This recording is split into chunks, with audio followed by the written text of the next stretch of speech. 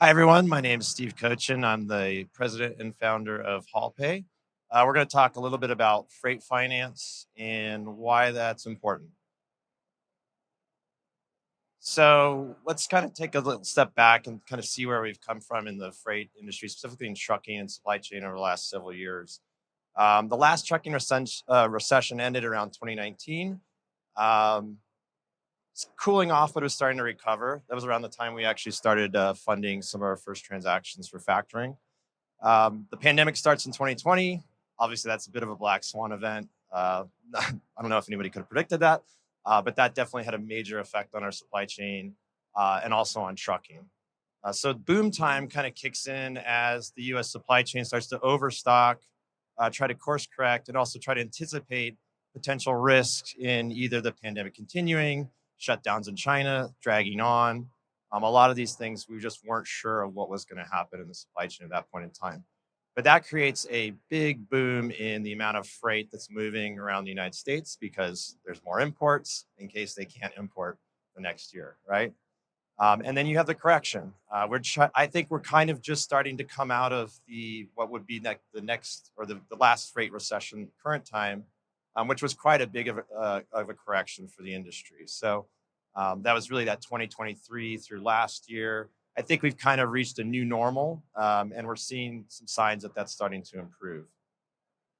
Now, why is freight finance and payments important, right? Most carriers and freight brokers that service this industry are small businesses, right? So their cash flow constraints are pretty tight. Most carriers need to be paid sometimes as fast as 1 day, uh, really not much slower than 15 days. And these are smaller businesses overall, right? And freight brokers as well. They have to pay the carriers at least by day 30, or have to pay that carrier's factoring company, which then reports on that freight broker's credit profile, right? So if you're not paying your carriers on time, you can't book more freight with more carriers, right? You cease to exist as a broker effectively at that point. Shippers are also starting to stretch their terms out more and more and expecting more out of their relationship on the invoicing side from those freight brokers and 3PLs. So manual processing creates issues, right? Obviously, we're kind of living in the age of automation and AI, but there's also a lot of potential risk for fraud. Now, I mentioned in that first slide kind of where we're at in the market cycle for trucking. Obviously, when the market's going under some significant pressure, you're going to see spikes in fraud. That's just historically how it's worked out in the U.S. trucking market, probably in a lot of markets in supply chain, right? So resolving some of these issues tightens up the security on your payment side, mitigates fraud. A lot of these risks and fraud events cost a lot of money, not just to the carriers and the brokers, but also to the shippers on their side. So, what did we do? We basically decided we were going to build a financial technology product for the carrier and the brokers, mostly focused on mid market, mostly focused on small fleets, and address some of the issues with the workflows around payments, the payable, the receivable, the financing thereof, and the risk inherent in these transactions to basically process them.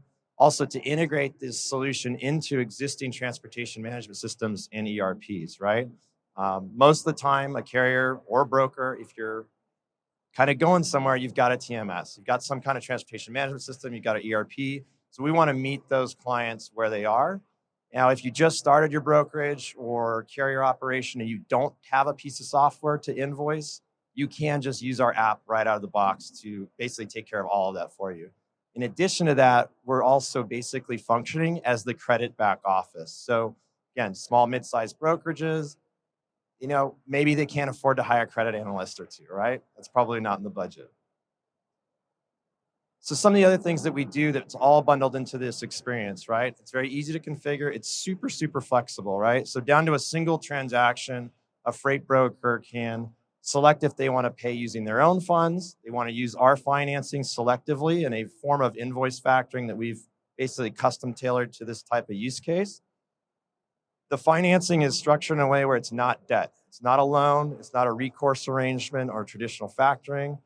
We do have rights to the receivables, and we do take on the balance sheet risk. But we're able to do that securely and are proud to have loss rates 10x lower than most factoring companies because of the way we develop the software that automates a lot of the process behind the scene. Very important also is the fraud protection, which is baked in by default. We do our own specific KYC process specific to the payment and bank account information of the payee.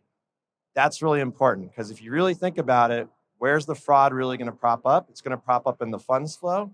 And if you can take care of that problem, you pretty much solve the main single failure point where you're going to see most of your fraud on any side of this type of transaction in the freight market.